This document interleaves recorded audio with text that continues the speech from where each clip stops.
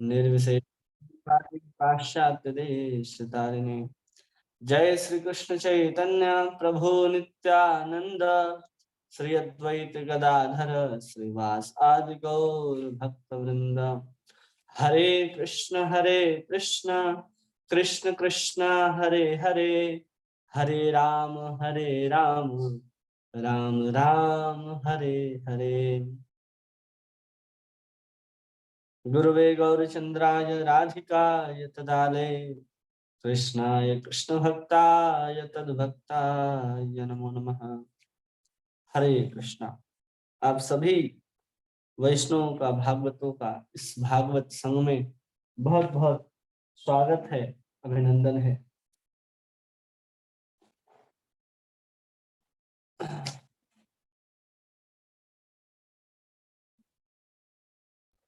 हम लोग श्रीमद् भागवतम के प्रथम स्कंद 8वें अध्याय के ऊपर चर्चा कर रहे हैं, जिसमें महारानी कुंती भगवान श्री कृष्ण की सुंदर प्रार्थनाओं को कर रही हैं।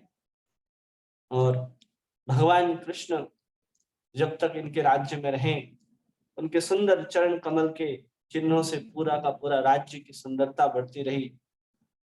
भगवान श्री कृष्ण के रहने के कारण वहां की संपदा, वहां की खनिज संपदा, वहां की प्राकृतिक संपदा पूर्ण रूप से विकास ग्रहण करती है।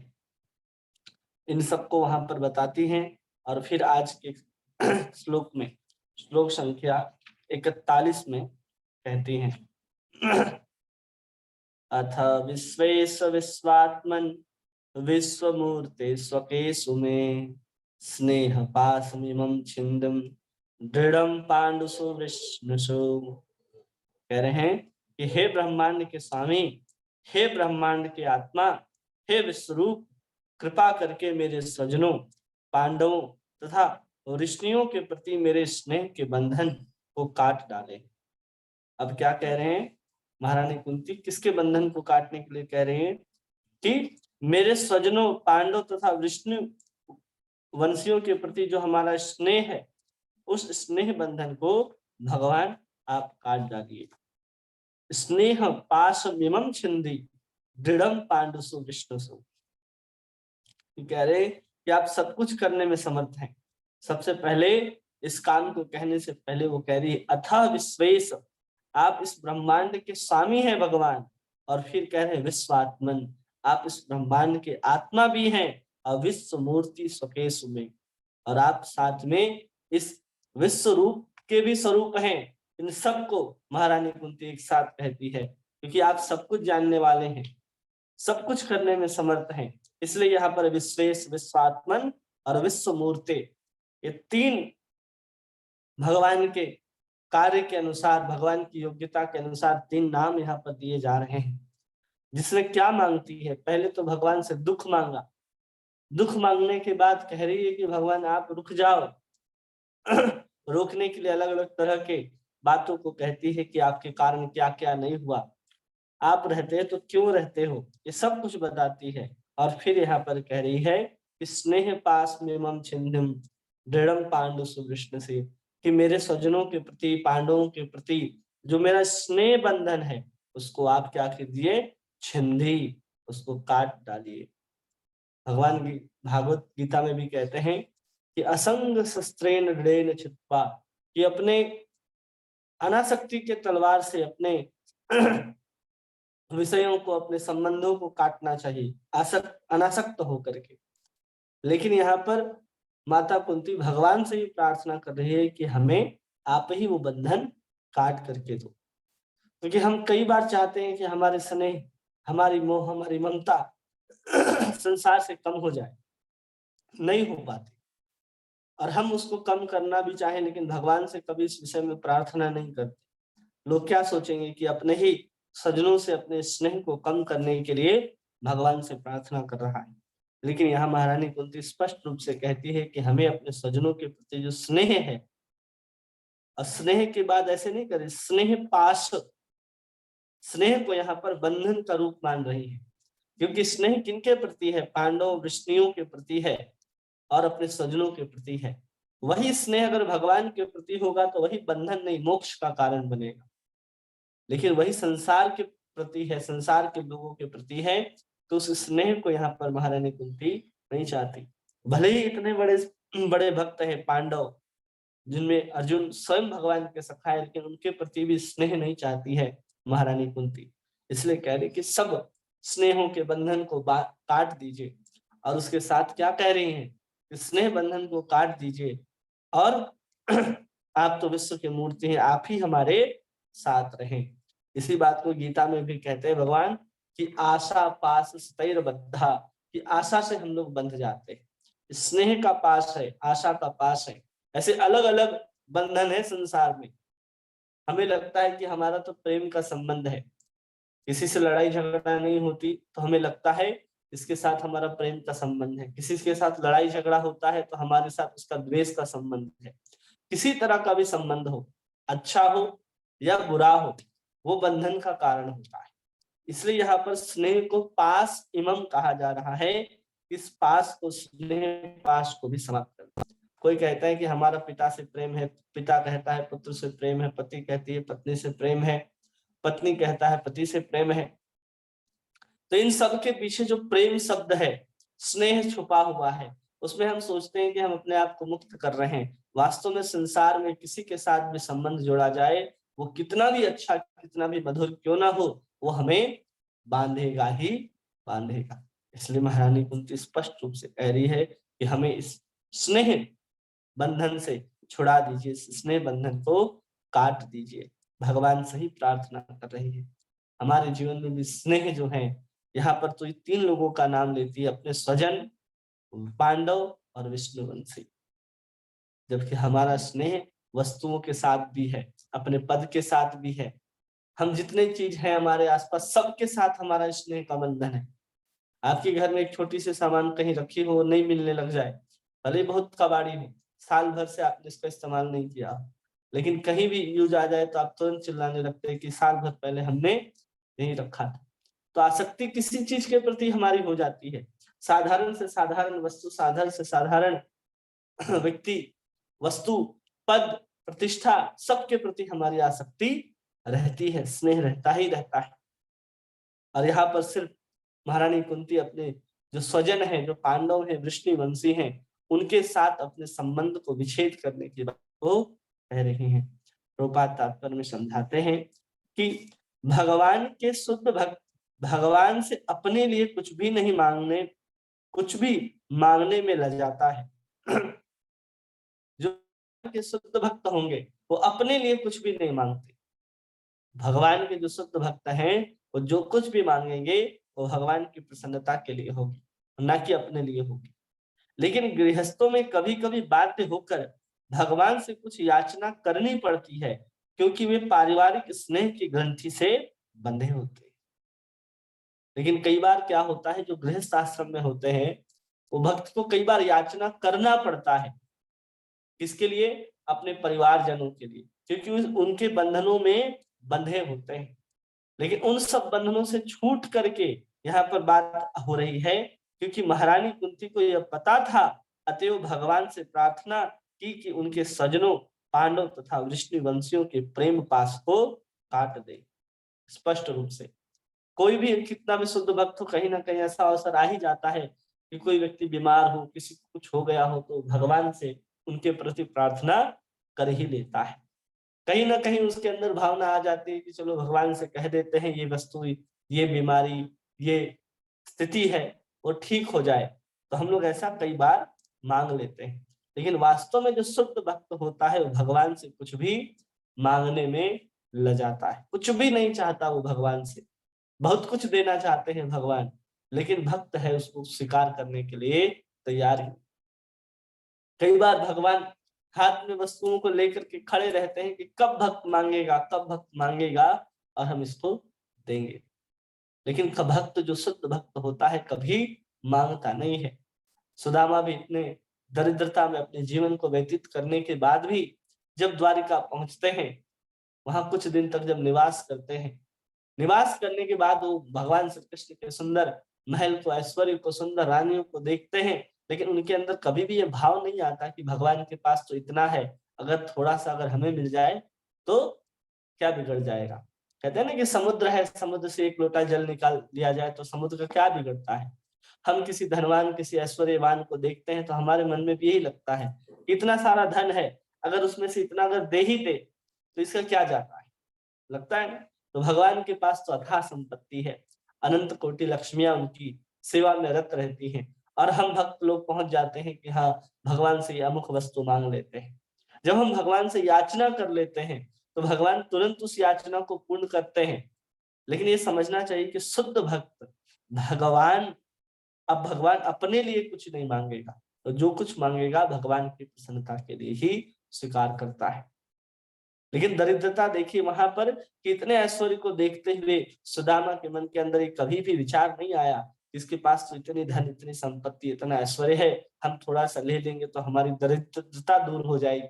अब कितने ही जीवन शेष रह गए हैं, कुछ साल और हैं, तो उतने जीवन के लिए तो थोड़ा सी संपत्ति, थोड़ा सा अन्न धान्य उपलब्ध हो जाए तो सुदामा जी सोच सकते थे।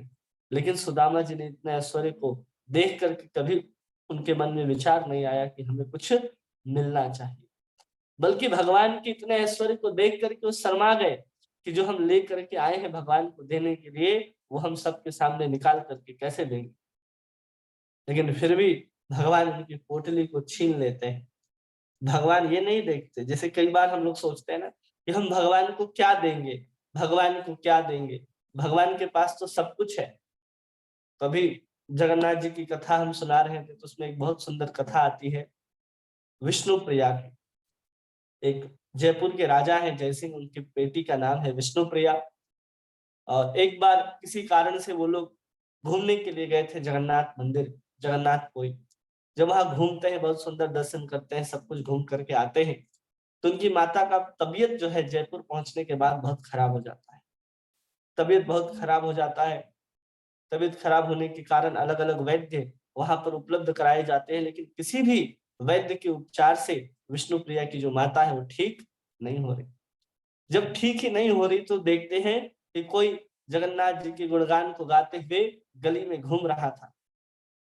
जाकर के विष्णु प्रिया उसके पास पहुंचती है। वो ब्राह्मण जो था वो जगन्नाथपुरी से जगन्नाथ जी का प्रसाद लेकर के आया था, और जगन्नाथ जी का प्रसाद विष्णु प्रिया के हाथों में रखता है, और वो प्रसाद जाकर के जब अपनी माता जी को खिलाती हैं तुरंत स्वस्थ हो जाती हैं।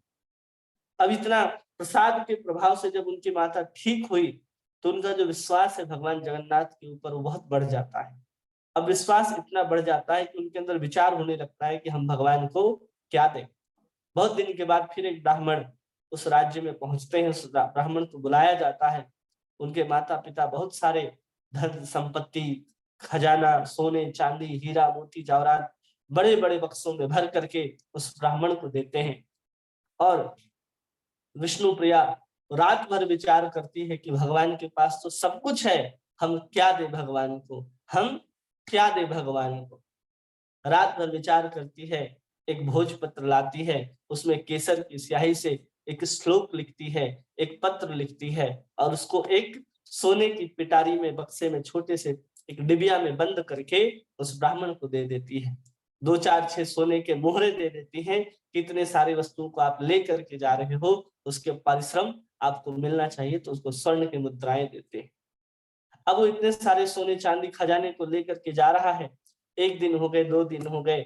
2 दिन के बाद वो सोचता है कि इतने बड़े बड़े बक्सों में तो राजा ने सोने चांदी दिए होंगे। अब वो रानी है तो एक छोटी सी डिब्बे में जो उसने दिया होगा वो जरूर कोई अमूल्य उपहार होगा, ऐसा मोनी माणिक्य होगा जो आज तक हम लोगों ने कभी देखा और सुना नहीं होगा। वो ब्राह्मण उस छोटे से पेटी को खोल करके देखता है, उसमें भोजपत्र में एक लिखा हुआ कुछ सेंटेंसेस होते हैं। अब जैसे ही उस सेंटेंस को देखते हैं, वो उस वाक्य को देखते हैं, वो क्या करते हैं, वो चुपचाप, वो ब्राह्मण जो है उस पेटी और भोजपत्र को ऐसे ही सड़क के किनारे फेंक देता है और चला जाता है। जगन्नाथ जी के पास पहुंचता है, पूरे के पूरे धन खजाने को ला करके भगवान के सामने रत्न मंदिर के ऊपर छोड़ देता है, सब बक्से खोल देता है, और बहुत हाथ जोड़ के प्रार्थना करता है कि देखिए मैंने आपके लिए जो जो उपहार दिए, हमने वो सब कुछ आपको ला करके समर्पित कर दिया है भगवान।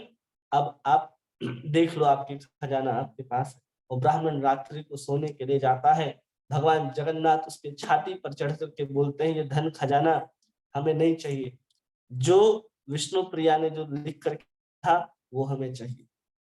तो सपने में कहता है कि उसमें तो सिर्फ एक पत्र लिखा था, उसमें एक श्लोक लिखी थी, आप उसके लिए मेरे ऊपर चढ़ करके इतना क्यों मुझे डांट रहे हैं? आपके लिए तो मैंने इतने धन खजाने ला करके रख दिए, फिर उसी पत्र के पीछे आप कितने इतने क्यों उतावले हो रहे हैं? तो भगवान जगन्नाथ कहते हैं कि हमारे भंडार गृह में जितना भी धन है, उस धन को एक तरफ रख दिया जाए और उस विष्णु प्रिया ने जो पत्र लिख करके दिया है उसको एक तरफ रख दिया जाए, तो भी उसकी बराबरी नहीं कर सकता है। जाओ लेकर के आओ। बोलते हो तुम फेंक दिया।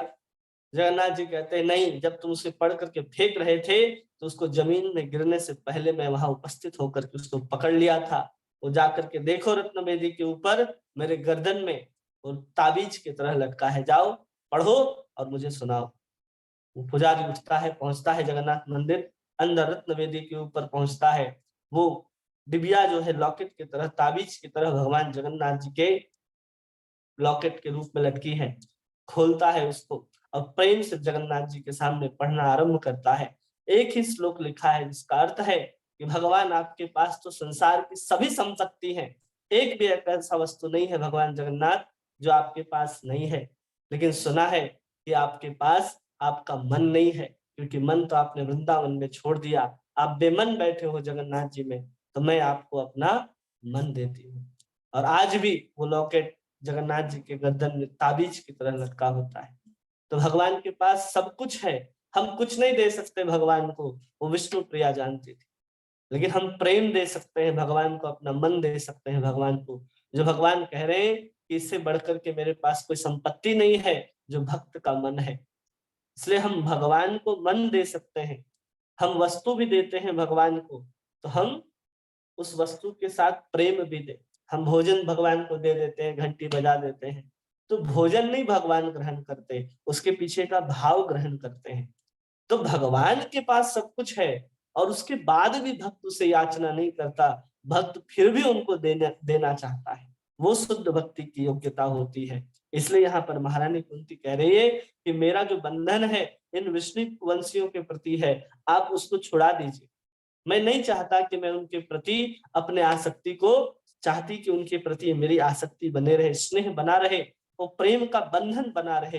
ये स्पष्ट रूप से मना कर देती है कि आप उसको काट दीजिए, क्योंकि सब कुछ होता है संसार में, और जिसके साथ हम प्रेम करते हैं संसार के अपने संबंधियों के किसी के प्रति, वो हमें बंधन में ही डालेगा। इसलिए यहाँ प्रेम को भी पास कहा जा रहा है, स्नेह भी पास है, आशा भी बंधन है। सब बंधनों को छोड़ करके अगर कोई भगवान की भक्ति करता है तो उसको श्रेष्ठ समझना चाहिए, जो सब कुछ छोड़ करके भगवान की भक्ति में लगा हुआ है, चाहे कैसा भी हो, वो सब कुछ छोड़ करके लगा है, तो हमारे लिए सम्माननीय है, हमारे लिए पूजनीय है।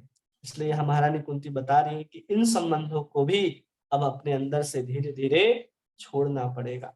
जब हम इन संबंधियों को भी छोड़ देंगे तब जाकर के आगे बताएगी क्या होता है, क्यों ऐसा चाहती है महारानी कुंती। तो अगले श्लोक में कहती है कि क्यों वो बंधन को छोड़ना चाहती है, क्योंकि हमारे मन जहां लगा रहेगा, हमारी बुद्धि जहां स्नेह रहेगा, हमारी सारी वृत्तियां घूम फिर करके वहीं पहुंचेंगी।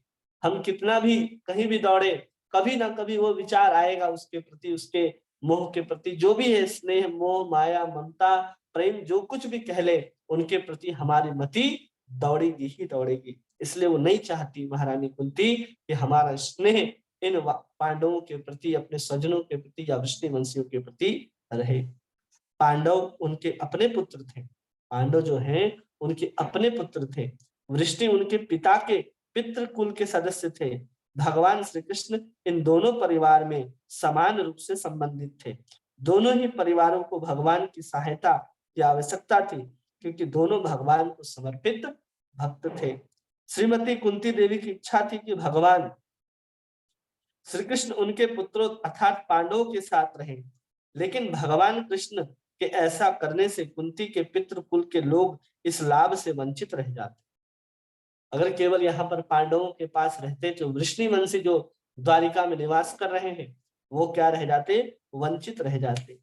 यह सब पक्षपात कुंती के मन में दुख देने वाला था कि वो पक्षपात कर रही हैं कि सिर्फ अपने पास भगवान को रखना चाहती हैं, किसी के पास जाने नहीं देना चाहती। वो अपने पास नहीं बल्कि अपने पुत्रों के पास रखना चाह रही है कि हमारे पुत्रों के पास रहे, क्योंकि जो इस प्रार्थना शुरू हुई तो हमने देखा कि उसमें पांडवों की रक्षा की, अपने पुत्रों की रक्षा की, उनके पर पुत्रों की रक्षा की, इन सब की रक्षाओं के विषय में ही वर्णन करती है महारानी कुंती। अतः उन्होंने इच्छा व्यक्त की कि स्नेह बंधन से विच्छिन्न हो जाए, कि उन्होंने पक्षपात कर दिया कि आप मेरे ही परिवार में रहें, मेरे ही पांडवों पुत्रों के साथ रहें, ऐसा उनके मन के अंदर विचार आ गया। तो उन्होंने क्या किया, उसी स्नेह बंधन को काटने के लिए भगवान से प्रार्थना कर दी कि हमें वो भी नहीं चाहिए। शुद्ध भक्त अपने परिवार के सीमित स्नेह के बंधन को काटकर समस्त विस्मृत आत्माओं के लिए अपने भक्ति में सेवा का विस्तार करता है। केवल अपने परिवारजनों को ही भक्ति नहीं कराता, बल्कि स्नेह उस बंधन से छूट करके बाहर के भी जो विस्मृत आत्माएं, उनके प्रति भी भक्ति सेवा का विस्तार करता है। तो यहाँ भी महारानी कुंती देख रही है कि केवल मैं ही अपने स्वार्थ के कारण भगवान को बांध करके रखी हूँ, नहीं जाने दे रही कहीं और। तो उस बंधन को बांधना नहीं चाहती, अब चाहती है कि हमारा जिसके कारण हमने भगवान को मांगा, मैं उसी बंधन को काटना चाहती हूँ, केवल भगवान को ही मैं चाहती हूँ और उनका प्रेम का विस्तार सबके प्रति समान रूप से विस्तृत हो। भगवान हमारे पांडवों के साथ ही नहीं बल्कि पूरे संसार में विस्तृत हो। जैसे राधा रानी भी कहती कि आप कहीं मत जाओ, यहीं पर वृंदावन में रहो, आनंद तो आ ही रहा है, क्यों जाना है। और राधा रानी कहती थी कि मत जाओ, तो भगवान शायद नहीं आते। ऐसा नहीं है कि भगवान मना कर देते कि नहीं फिर भी जाएंगे, लेकिन एक बार वहां पर पता चला कि भगवान का अवतार जिस कारण से हुआ है, भगवान ने रास करने के लिए अवतार लिया, आनंद लेने के लिए अवतार लिया, हो गया। अब आगे चल करके धर्म की स्थापना करनी है, धरती के भूभार का भगवान को हरण करना है। बड़े बड़े पतित आत्माएं हैं, बड़े बड़े पापात्माएं हैं, जिनका उद्धार करना है भगवान को। तो ब्रज को छोड़ करके फिर भगवान मथुरा और द्वारिका आदि की लीलाओं में प्रविष्ट होते हैं। तो भक्त अपने लिए भगवान को भी छोड़ देता है। कई बार भक्त क्या करता है, भगवान को भी छोड़ देता है। क्यों? भगवान की प्रसन्नता के। लेकिन हम कई बार अपनी प्रसन्नता के लिए भगवान को पकड़ लेते हैं। कई बार भगवान के कहने पर भी भगवान को नहीं छोड़ा जा सकता। जब प्रणय गीत में गोपियां उपस्थित होती हैं रास मंडली के मध्य में, और भगवान कृष्ण कह देते हैं कि वापस जाओ, इतने रात तो तुम किसके पास आई हो, पर पुरुष के पास आना रात्रि में उचित नहीं है। उस समय गोपियां भगवान की आज्ञा को अस्वीकार कर देती हैं, क्योंकि कभी कभी भगवान की प्राप्ति करने के लिए भगवान भी अगर हमारी परीक्षा ले तो हमें उसमें भी सफल होना है।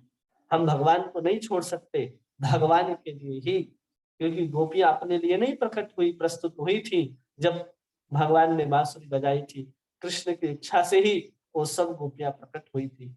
भगवान परीक्षा ले रहे थे कि ये जाती है या नहीं जाती है। तो गोपियां, एक भी गोपियां वहां से अपने कदम को पीछे नहीं करती, कहती है कि हम सब कुछ छोड़ करके, पिता सुतान बांधवात सबको छोड़ करके हम आपके पास आए हैं और आप कह रहे वापस जाओ, ये संभव नहीं है। तो कई बार ऐसे ऐसे प्रसंग आते हैं जीवन में कि भगवान की कभी आज्ञाओं को मानना है, कभी भगवान के लिए ही भगवान की आज्ञाओं को नहीं मानना है, लेकिन वो प्रेम के स्तर पर अभी साधारण जीव है, अभी जो भी निर्देश दिया जा रहा है हम लोगों को करने के लिए ही दिया जा रहा है।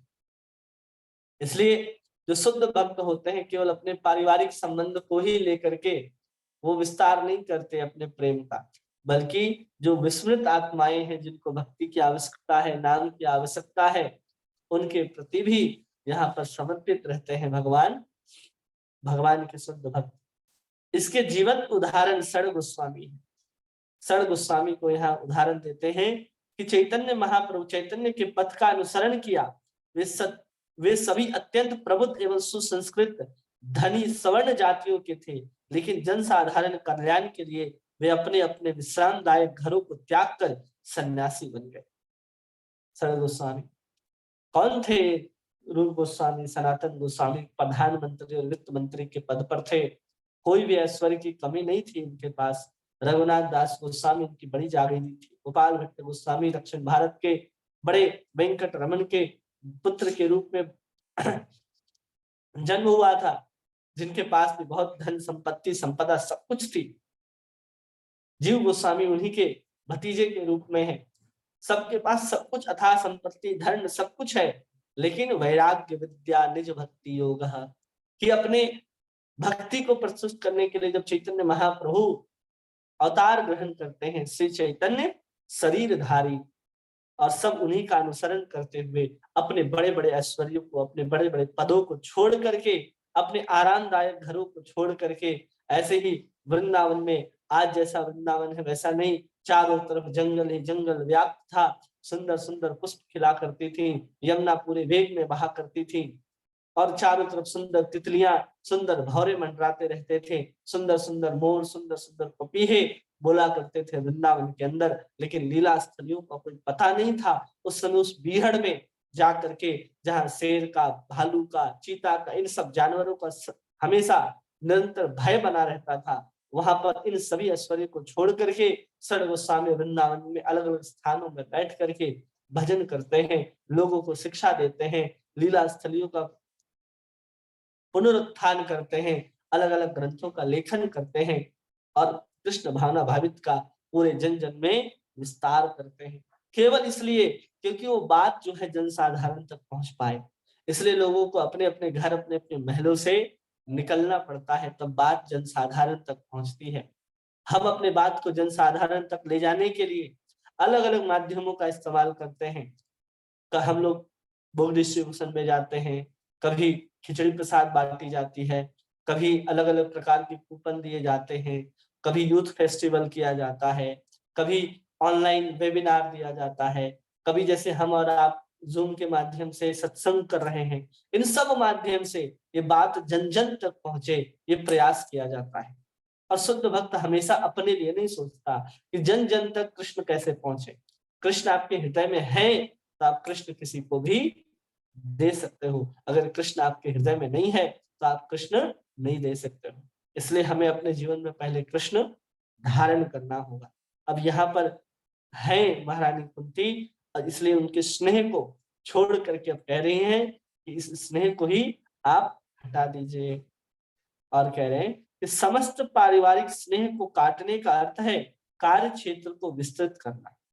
पारिवारिक स्नेह मतलब हम उस दायरे में बंध जाते हैं कि हमें उनके लिए कुछ करना है, पिता पुत्र, पति पत्नी, भाई, दादा दादी, चाचा चाची, ये जो संबंध है उन्हीं के प्रति हम सीमित हो जाते हैं। लेकिन जब उनकी आसक्ति को हम छोड़ देते हैं तो तुरंत हम किसी भी देश, किसी भी प्रदेश, किसी भी कोने में जाकर के लोगों को कृष्ण भावना भावित कर सकते हैं। उसकी योग्यता सिर्फ इतनी ही है कि हम चैतन्य महाप्रभु के परंपरा में हो, चैतन्य महाप्रभु के अनुगामी हो, उनके शिक्षाओं के आधार पर शिक्षा लोगों को देते हो और अपने जीवन में उस शिक्षा को ग्रहण करते हो। न राजा न जनता का नेता न भगवत भक्त, कह रहे हैं ऐसा किए बिना न तो कोई ब्राह्मण बनने के लिए योग्य हो सकता है, न राजा न जनता का नेता न तो भगवत भक्त। अगर किसी को नेता भी बनना है तो उसको पारिवारिक स्नेह छोड़ना पड़ेगा।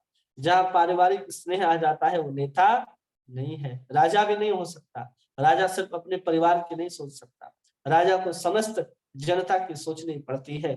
इसलिए रामचंद्र एक आदर्श राजा है कि उन्होंने पूरे जनता के लिए सब कुछ किया है। इतने प्रिय राजा हुए राम, उसके बाद हुए पृथु, ऐसे बहुत सारे राजा हुए हैं भागवत के अंदर जो आदर्श राजा हुए, जो अपने परिवार के प्रति कभी भी विचार नहीं करते, वो सब कुछ अपने जनता के प्रति विचार करते हैं। या फिर जनता का नेता भी बनना हो तो अपने परिवार से ऊपर उठना होगा, और भगवत भक्त भी बनना है तो इन पारिवारिक आसक्तियों से ऊपर उठना पड़ेगा। तब आप भक्त हो सकते हैं, तब आप आनंद ले सकते हैं भक्ति का, तब आप आराम से भक्ति का प्रचार और विस्तार कर सकते हैं। भगवान ने आदर्श राजा के रूप में इसका दृष्टांत प्रस्तुत किया है। भगवान ने आदर्श राजा के रूप में इसका दृष्टांत प्रस्तुत किया है। अपने वृंदावन के वासियों को छोड़ा है उन्होंने, अपने द्वारिका के सभी प्रधानियों को छोड़ करके यहाँ पर महाभारत के युद्ध के लिए सब भूमिकाओं को बनाते रहे हैं। ये सब कुछ किसके लिए किया? भगवान ने हम लोगों के लिए किया है। इसलिए भगवान भी हमारे लिए आदर्श है। श्री रामचंद्र ने आदर्श राजा के गुणों को प्रकट करने हेतु अपनी पत्नी के स्नेह बंधन को छिन्न कर लिया था। उन्होंने भेज दिया माता जानकी को जंगल में केवल और केवल प्रजा की रक्षा करने के लिए, प्रजा का प्रभाव न पड़े जानकी के ऊपर। इसलिए जो बात आ रही थी कि ये तो महारानी जय सीता जो है वो रावण के घर में 1 साल रह करके आई है, और हम भगवान रामचंद्र नहीं है कि वहां से आने के बाद भी तुम्हें स्वीकार कर लेंगे, तो भी इस बात को कहता है। और ये बात भगवान रामचंद्र के कानों तक पहुंचती है। इस बात को विचार करते हुए भगवान रामचंद्र सोचते हैं कि जनता में इस तरह की बातें उठना सही नहीं है, तो उन्होंने माता जानकी का इस राजनीतिक दृष्टि से इसका परित्याग किया। केवल एक दृष्टि है, केवल यही कारण नहीं है माता सीता का वनवास, दोबारा वनवास होना, उसके बहुत सारे कारण हैं। आगे, ब्राह्मण भक्त, राजा या जन नेता अपने अपने कर्तव्य पालन में उदार होना चाहिए। ब्राह्मण हो, भक्त हो, राजा हो या जन नेता हो, अपने अपने कर्तव्य पालन में उदार होना चाहिए।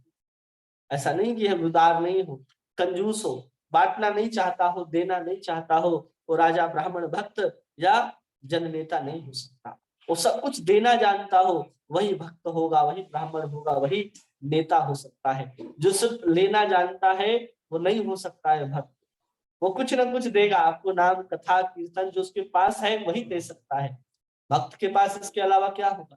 बहुत ज्यादा आपको स्थूल रूप से अगर चाहिए तो महाप्रसाद दे सकता है कि वो पुरी से आ रहा, मायापुर से आ रहा, वृंदावन से आ रहा, तो आपको प्रसाद मिल सकता है या कथा मिल सकती है। ब्राह्मण के पास जाओगे तो उसके पास भी कथाएं होंगी, उसके पास भी भक्ति होंगी, उसके पास भी सदाचार होगा, उसके पास भी सुचिता होगी, उसका ज्ञान आपको दे सकता है। एक राजा होगा तो राजा आपको संरक्षण दे सकता है, राजा आपको आपके लिए मठ मंदिर बनवा सकता है।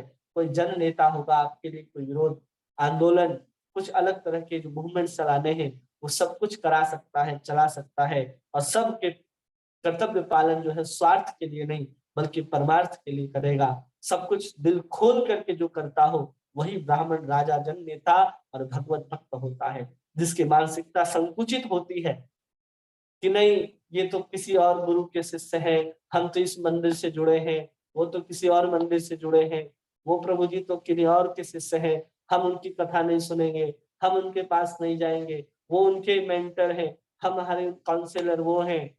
ऐसी मानसिकता भगवत भक्तों के बीच में भी आ जाती है। हमें वहां सुननी है, वहां नहीं सुननी, वहां जानी है, वहां नहीं जानी। जो उदार होता है, जो सब कुछ जाने देता है, सब कुछ छोड़ देता है, स्वतंत्र रहने देता है, भगवत भक्त, भगवान ने जब हमारे साथ जबरदस्ती नहीं की तो हम कौन होते हैं किसी के साथ जबरदस्ती करने के लिए कि आपको ऐसे ही करना है, यही करना है। ये कोई किसी के साथ जबरदस्ती नहीं कर सकता। उसे उदार होना चाहिए, तब जाकर के वो भक्त हो सकता है, जन नेता हो सकता है और ब्राह्मण हो सकता है। ब्राह्मण सब कुछ समेटने वाले को ब्राह्मण नहीं कहते। ब्राह्मण दान लेता भी है तो दान देता भी है। वो सब कुछ ब्राह्मण करने में समर्थ होता है, सब कुछ जानता, करता और करा सकता है। श्रीमती कुंती इस तथ्य से अवगत थी और अबला होने के कारण उन्हें पारिवारिक स्नेह के बंधन से मुक्त होने की प्रार्थना की। उन्होंने प्रार्थना की कि हमें पारिवारिक बंधन से मुक्त कर दीजिए। हम कितने हैं ऐसे लोग कि हम भगवान की भक्ति के लिए या भगवान के लिए भगवान से ही प्रार्थना करते हो कि भगवान हमें इस पारिवारिक संबंध से, इस पारिवारिक मोह से पीछा छुड़ा दीजिए, इस बंधन को काट दीजिए, इस आसक्ति को हटा दीजिए। हम कितने बार भगवान से प्रार्थना करते हैं, हम कभी भगवान से ऐसी प्रार्थना नहीं करते। क्योंकि हम भगवान से ऐसी प्रार्थना करेंगे तो हमें भय हो जाएगा, हम कहाँ रहेंगे, ये परिवार वालों से हम बिछड़ जाएंगे तो कहाँ सोएंगे, किसके आश्रय रहेंगे। एकमात्र आश्रय भगवान हो जाएंगे तो अपने आप ये सब छूट जाएगा। लेकिन कई बार जब ये बंधन छूटने लगते हैं तो व्यक्ति अकेला अनुभव करने लगता है। वो बहुत कठिन परिस्थिति, कठिन विषम परिस्थिति एक साधक के जीवन में आ जाती है जब सब कुछ समाप्त हो जाता है। अकेला ही अकेला जब अनुभव करता है, केवल कृष्ण ही उसके एक आस रह जाते हैं। भगवान कहते हैं कि भगवान शुद्ध भक्त जो योग्य हो जाता है उनके ऊपर ऐसे कृपा करते हैं कि तद धनम स्नेह स्नेह, कि भगवान उसके धीरे धीरे जो धन है, स्वजन है, उन सबको हर लेते हैं। उसका धन समाप्त होते ही उसके स्वजन उससे दूर हो जाते हैं, और भगवान उस स्वजन, उस धन के ऊपर जो भक्त आश्रित था, वो पूर्ण रूप से भगवान के ऊपर ही आश्रित हो जाता है। ये जब भगवान किसी के ऊपर बहुत कृपा करते हैं तब ये वस्तु होती है। कई बार ये भी होता है कि आप उस परिवार में रहेंगे, धन संपत्ति सब कुछ रहेगा, फिर भी आसक्ति आपके अंदर नहीं रहेगी। ये भी भगवान की विशेष कृपा है। ये कृपा नहीं है कि अरे भगवान ने हमें धन दे दिया, संपत्ति दे दी, पुत्र दे दे, पौत्र दे दिया, गाड़ी बंगला ऐश्वर्य जो चाहिए वो उपलब्ध हो रहा है। जब हम ऐसा सोचने लगते हैं तो हमें क्या लगता है कि हम तो प्राप्त कर लेंगे। क्या कर लेंगे हम प्राप्त? कुछ भी प्राप्त नहीं कर लेंगे हम। ये भगवान की कृपा नहीं है। भगवान की कृपा तो तब है जब हमारा सांसारिक मोह कम हो रहा हो और धीरे धीरे हम भगवान की तरफ आगे बढ़ रहे हैं। नहीं बंधन मुक्त हो रहे हम, नहीं लग रहा कि हमारा मोह कम हो रहा है, तो महारानी कुंती की तरह हम भी प्रार्थना करें कि स्नेह पास निमम छंदी, कि मेरा भी जो स्नेह पास है, प्रेम पास जो अपने परिवारों के प्रति है, उसको आप भगवान दूर कर दीजिए। कोई भी भक्त प्रार्थना नहीं करता ऐसा। सब भगवान से प्रार्थना करते हैं कि हमारा और हमारे पति के बीच में बहुत अच्छा संबंध रहे, हमारे पुत्र हमसे अच्छे से बोले बतियाए। अरे हमारा सौभाग्य है कि वो पति पत्नी हमसे अच्छे से बात नहीं करती, ताकि उसके प्रति हमारी जो मोह बुद्धि होनी थी वो धीरे धीरे, वो मोह का बंधन धीरे धीरे कटेगा। कोई आसक्ति नहीं होगी। जब विभीषण को लात मारा था रावण ने, तब उसने उस भाई के बंधन को, उस भाई के मोह को त्याग करके आया था भगवान रामचंद्र के चरण में। जब लात पड़ी तो उसको मोह जो थोड़ा सा बचा था वो भी समाप्त हो गया।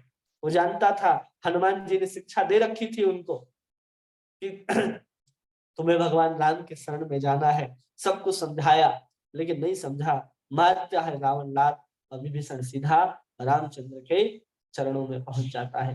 तो ऐसे जब व्यक्ति अच्छे अच्छे बने रहेंगे तो हम उसके मोह में बंधे रहे। अच्छा है कि कुछ परिवार वाले हमसे अच्छा नहीं बोलते, अच्छा नहीं बात करते, वो अच्छा समझना चाहिए, लेकिन हम उसके लिए रोते हैं, अलग अलग समाधान ढूंढते हैं कि ये हो जाए, ये ठीक हो जाए, ये ठीक हो जाए। शरीर बीमार हो जाता है तो उसको ठीक करने के लिए हम लोग विनतियां और मन्नतें करने लगते हैं। अच्छा है कि शरीर धीरे धीरे शिथिल हो रहा है, आप सतर्क हो जाओ कि कभी भी मौत आ सकती है, और आपको हमेशा कृष्ण की चेतना में संलग्न रहना है। हम कृष्ण की उस चेतना को छोड़ नहीं सकते। जब कोई व्यक्ति बीमार अवस्था में होता है, जब व्यक्ति ऐसे लेटा हुआ रहता, असहाय, कुछ करना नहीं होता, कोई चाह करके भी बोल नहीं सकता, बता नहीं सकता अपनी परिस्थिति को, उस समय वो चुपचाप अगर कृष्ण का नाम ले, कृष्ण की याद करे, तो उसके लिए सबसे श्रेष्ठ है। और हो सकता है कृष्ण के नाम से ही औषधि के रूप में कार्य करे और वो ठीक हो जाए। लेकिन हम क्या करते हैं, इन आशा पास मोह बंधन को हम हमेशा मजबूत बनाने के लिए और दृढ़ करने के लिए भगवान से प्रार्थनाएं करते रहते हैं कि हमारा जो सुहाग है वो 7 जन्मों तक रहे, अजर रहे, अमर रहे। इस तरह के हम लोग व्रत उपवास करते रहते हैं, जबकि यहाँ महारानी कुंती कह रही है कि इस स्नेह पास को बिल्कुल मुक्त कर दीजिए भगवान। कौन कह रही है? महारानी कुंती। तो उन्हीं के पद चिन्हों का हमें भी चलना है। हमें अपने अलग से कोई मार्ग नहीं बनानी है। जो भी मार्ग बनाना है, हमें इन वैष्णव, इन भगवतों, इन भागवतों के पद पर ही चलना है। अपने से नहीं कि अरे ये गाना, ये भजन में तो ऐसा कहा जा रहा है, ये भजन में तो ऐसा कहा जा रहा है। एक भजन भी है ना कि अगर ऐसा कर दोगे तो भगवान तुम्हारा क्या होगा, गाते हैं ना हम लोग। तो उसे नहीं गाना है। भगवान के पास सब कुछ है, भगवान का जो कुछ भी हमारा ही है, लेकिन अभी हम कौन है? हम अभी साधक हैं, हम कृष्ण के सेवक हैं। हम कृष्ण से सेवा नहीं लेते, हम कृष्ण को सेवा देते हैं। हम सेवक हैं, इस बात का भाव हमारे अंदर होना चाहिए। जब हम भगवान से मांगने लग जाते हैं तो भगवान हमारे सेवक हो जाते हैं। तो कई बार सेवक और सेव्य में अंतर नहीं कर पाते, वही भक्त की चूक हो जाती है। एक साधक की शुद्ध भक्ति को प्राप्त करने में वही चूक जाते हैं। इसलिए जब हम किसी चीज को मांगते हो अपने परिवार के प्रति, यहाँ पर महारानी कुंती ने भगवान कृष्ण को अपने राज्य, अपने परिवार जनों के लिए रोक रही थी। अब वो पता चला कि मैं तो भगवान को एक ही जगह स्थिर कर रही हूँ, तो भगवान से प्रार्थना कर दी महारानी कुंती कि अब स्नेह पास जो मेरा परिवार के प्रति, पांडवों के प्रति, वृष्णि वंशियों के भी प्रति है, उन सब के प्रति भी आप छिन्न भिन्न कर दीजिए, ये प्रार्थना कर रही है। जो पारिवारिक प्रेम की कठिन ग्रंथि को काटने में सर्वशक्तिमय क्षमता को बताने वाला है। कौन सा शब्द? तो विश्वात्मा, विश्वेश, विश्वमूर्ते, ये शब्द जो है इसको बताने वाला है कि वो पारिवारिक प्रेम की ग्रंथि को काटने में सर्वशक्तिमयी क्षमता को बताने वाला है। इसलिए कभी कभी ऐसा अनुभव किया जाता है कि निर्बल भक्त के प्रति विशेष स्नेह के कारण भगवान अपनी अपार शक्ति द्वारा नियोजित परिस्थितियों द्वारा पारिवारिक स्नेह को काट देते हैं। पारिवारिक स्नेह कटना इतना सहज नहीं है। हम और आप प्रार्थना ही नहीं कर सकते कि हम अपने पति से, हम अपने पुत्र से दूर हो जाएं। ये सोच करके भी आपको और हमको डर लगेगा, तो हम ऐसी प्रार्थना नहीं कर सकते। इसके लिए इतना महान हृदय हमारे अंदर होना चाहिए जिसमें केवल और केवल कृष्ण ही विराजमान हो, तब जाकर के हम ऐसी प्रार्थनाओं को कर सकते हैं। ऐसा करके भक्त के अपने ऊपर पूर्ण रूप से आश्रित बनाकर भगवत धाम वापस जाने का मार्ग साफ कर देते हैं। जब भगवान आपके पारिवारिक संबंधियों को विछोह करने लग जाएंगे, काटने लग जाएंगे, तकलीफ तो बहुत होगी। घाव जितना गहरा होता है तकलीफ उतनी अधिक होती है। भगवान जब इसका ऑपरेशन करना आरंभ करेंगे, तकलीफ तो साधक को बहुत होगा, लेकिन वो कृष्ण के ऊपर आश्रित रहने के कारण वो इस तकलीफों को भी सह जाएगा और भगवान के ऊपर पूर्ण आश्रित होकर के भगवान के धाम वापस जाने के योग्य बन जाएगा। कोई भी बंधन नहीं रहेगा भगवत धाम जाने के प्रति। सब कुछ हो और एक भी परिवार के प्रति, पुत्र के प्रति मोह आ जाए तो आप भगवत धाम नहीं जा सकते। परिवार के प्रति, संबंध के प्रति मोह तो बहुत बड़ी बात है। छोटी सी छोटी वस्तु के प्रति भी आपके अंदर भोग की वासना आ जाए, मोह आ जाए, तो आप भगवत धाम नहीं जा सकते। 100% कृष्ण कृष्ण ही होने चाहिए। कृष्ण के अलावा आपके दिल के दर दीवार में और कोई भी शब्द अंकित ना हो, तब समझना चाहिए कि अब हम भगवत धाम जाने के योग्य हैं। लेकिन हमारे दिल में कृष्ण के अलावा न जाने कितने संबंध, न जाने कितने लोग, न जाने कितनी वस्तुएं हृदय के अंदर अवस्थित हैं। जब हृदय में हाथ रख करके कभी चिंतन करेंगे तो सब कुछ हृदय के अंदर ही अवस्थित दिखाई देगा। जो घर के बाहर जो वस्तु है वो आपके हृदय के अंदर भी है, लेकिन वो दिखाई नहीं दे रहा। जब आप निकालने का प्रयास करेंगे, छीनना जाएगा जब आपसे, तब आपको पता चलेगा कि आपकी आसक्ति उसके प्रति भी थी, उसके प्रति भी थी, उसके प्रति भी थी। तमाम वस्तुओं के प्रति आपकी आसक्ति जब छीनी जाती है तो आपको पता चलता है। जब वस्तु पास होती है तो आपको पता नहीं चलता उसकी कीमत, उसके प्रति आसक्ति। जब छीन ली जाती है तो उसके प्रति आपकी आसक्ति कितनी थी, मोह कितना था, ये पता चलता है। इसलिए केवल अपने हृदय में कृष्ण ही कृष्ण हो तो हम आसानी से भगवत धाम जा सकते हैं। सभी पास, सभी बंधनों से मुक्त होकर के हमें भी हिम्मत करके ये प्रार्थना करनी चाहिए कि स्नेह पास निमम छिद्दे, कि हमारे भी जितने भी स्नेह रूपी पास हैं, परिवारजनों के प्रति, स्वजनों के प्रति, विषयों के प्रति, वस्तुओं के प्रति, वो धीरे धीरे कम हो भगवान, और हम भी आपके ही योग्य बन जाएं। क्यों बन जाएं? तो आगे के श्लोक में महारानी की प्रार्थना करेंगे, जिनको हम लोग कल देखेंगे। जिन्हें का कोई प्रश्न है जो आप पूछना चाहते हैं तो पूछ सकते हैं।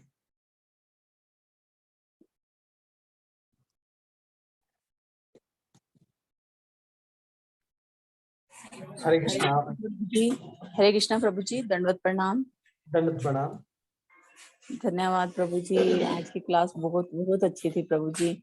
आपने कितनी अच्छी कथा सुनाई विष्णु प्रिया की, और उधर से आपने मतलब ये बताया कि कुंती महारानी कैसे मतलब भगवान से ये कह रहे हैं कि मेरा स्नेह ही छुड़वा दो। सच में प्रभु जी, मतलब मैं ये सोच रही थी कि देखो कैसे मतलब जैसे अब आप भी बैठे हो अपने मम्मी पापा से सबसे अलग होके, कैसे प्रचार में लगे हुए हो, और कैसे ये वैष्णव लोग कैसे मतलब घर से बाहर निकलते हैं सब कुछ त्याग के। और कितनी बड़ी बात है प्रभु जी, बड़ा मुश्किल है अपने घर की सुख सुविधाओं से अलग रहना और ये सब कुछ करना। सच में बहुत अच्छा लगा प्रभु जी, आज की क्लास बहुत बहुत ज्यादा अच्छी थी। धन्यवाद आपका बहुत बहुत।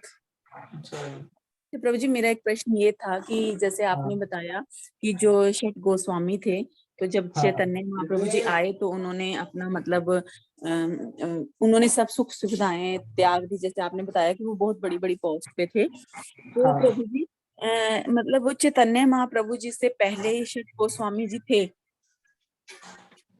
नहीं, जब चैतन्य महाप्रभु थे उस समय ही ये लोग थे। चैतन्य महाप्रभु के साथ ही रूप गोस्वामी, सनातन गोस्वामी सब कुछ उसी समय आविर्भाव हुए थे। कुछ भक्त हैं जो चैतन्य महाप्रभु से बड़े हैं उम्र में और कुछ चैतन्य महाप्रभु से छोटे हैं। तो रूप सनातन ये सब जो है चैतन्य महाप्रभु के हम उम्र के ही समान है। तो प्रभु जी फिर चैतन्य महाप्रभु जी से मिलना लेट हुआ, जैसे आप कह रहे हो ना कि उनके पास पहले से इतनी सारी सुख सुविधाएं थी, उन्होंने त्याग किया। हाँ, चैतन्य महाप्रभु से रूप सनातन गोस्वामी का रामकेली के अंदर मुलाकात होती है। रघुनाथ दास गोस्वामी कथा सुन सुन करके चैतन्य महाप्रभु के प्रति आसक्त हो जाते हैं। गोपाल भट्ट गोस्वामी को अपना बचपन से ही सानिध्य देते हैं। छोटे से थे गोपाल भट्ट गोस्वामी और चैतन्य महाप्रभु 24-25 वर्ष की अवस्था में जब दक्षिण भारत की यात्रा में गए थे, तब गोपाल भट्ट गोस्वामी को उन्होंने प्रेरित करके वृंदावन लाया था। तो ऐसे अलग अलग सर गोस्वामी की घटनाएं हैं कि कब कैसे लोगों की चैतन्य महाप्रभु के प्रति आसक्ति हुई। लेकिन ये 6 के 6 गोस्वामी चैतन्य महाप्रभु से मिलने से पहले ही कृष्ण के बहुत बड़े भक्त थे। ठीक है। हाँ। ठीक है प्रभु जी। तो प्रभु जी जैसे अब ये 6 गोस्वामी थे, जिस भी फैमिलियों से जैसे ये आए, तो उनकी फैमिलीज में भी ऐसे भक्ति का वो था, या मतलब इन्हीं के अंदर ही विस्तार हुआ चैतन्य महाप्रभु जी को देख के? इन्हीं के अंदर विस्तार हुआ चैतन्य महाप्रभु को देख करके। उनके परिवार में नहीं थे भक्त ऐसे। कोई कोई भक्त हैं जिनके भक्त जो है माता पिता भी भक्त रहे हैं। बहुत कम ऐसे परिवार हैं अपने आचार्यों के परिवार में देखे, लेकिन है। तो प्रभु जी फिर घर परिवार तो इन्होंने छोड़ा ना, 6 हाँ, गोस्वामी, है ना? हाँ। जी जी, ठीक है प्रभु जी, धन्यवाद प्रभु जी। और किन्हीं का कोई प्रश्न है, कुछ कहना चाहते हैं? हरे कृष्ण प्रभु जी प्रणाम। हरे कृष्णा प्रभु जी प्रणाम। बहुत अच्छी तरह से समझ में आया प्रभु जी, बहुत ही अच्छा आज का जो है लेक्चर रहा प्रभु जी। और एक चीज हमको आज के में समझ में आया कि भगवान को सिर्फ मन चाहिए। मन को आदमी को भगवान को समर्पित कर देना चाहिए और उसको कोई आवश्यकता नहीं है किसी चीज की। इसी को हम लोग नहीं करते, मन कहीं और रहता है, केवल इंद्रियां जो है अपना भगवान को अपना करते हैं हम लोग। इंद्रियों से पूजा करेंगे, पाठ कर लेंगे, मन रहेगा परिवार में, रिश्तेदारी में, अन्य जगहों पर। जी, बहुत अच्छा लगा प्रभु जी, बहुत अच्छा रहा।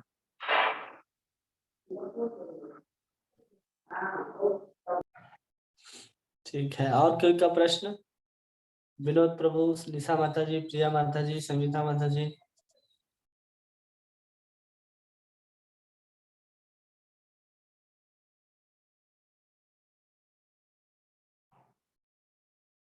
आवाज जा रही है हमारी? हरे कृष्ण प्रभु जी, दंडवत प्रणाम। हरे कृष्णा, दंडवत प्रणाम।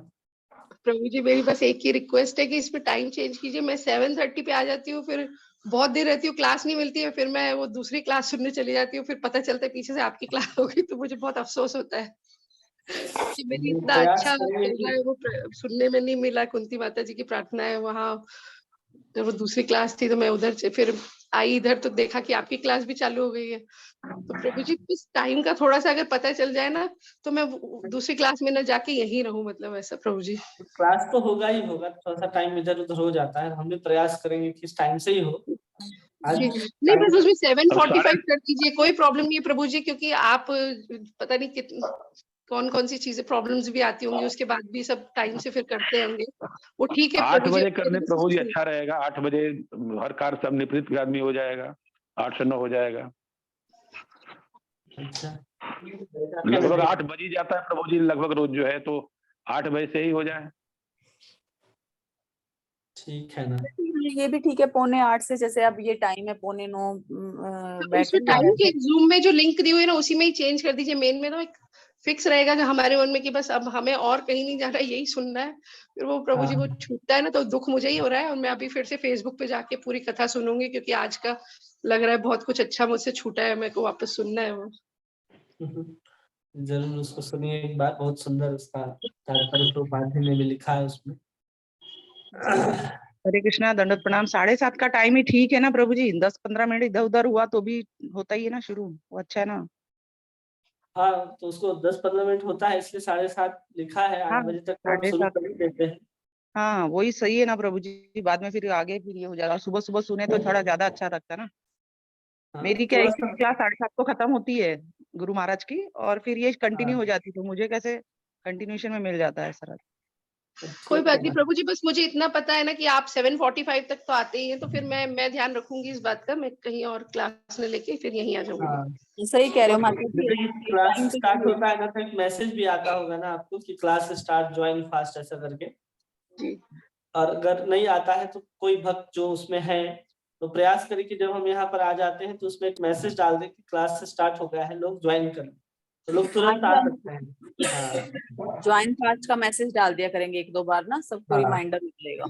तुरंत मिल अच्छा हो जाएगी। जाएगा हाँ, बिल्कुल। जब मंगलाचरण कर रहे हो उसी समय लोग आ जाएंगे, तो लोगों की हाँ, कथा हाँ, जो है इतना भी हो गया ना तो बहुत हेल्प हो जाएगी माता जी, प्लीज आप लोग हाँ, अगर आप ज्वाइन कर लेते तो कर दीजिएगा, बहुत बहुत धन्यवाद। हरे कृष्ण। हरे कृष्णा। ठीक है, और किन्हीं का कोई प्रश्न है, कुछ कहना प्रभु चाहते प्रभु हो? जी, अगर किसी का इससे रिलेटेड प्रश्न हो तो मुझे एक पूछना था, थोड़ा सा एक प्रश्न अलग से थोड़ा, लेकिन पूछना था। अच्छा, किसी और का अगर कुछ ना हो तो क्वेश्चन। तो कोई बोल तो नहीं रहे हैं? हाँ, तो मैं पूछना चाह रही थी, मुझे ना ब्रह्म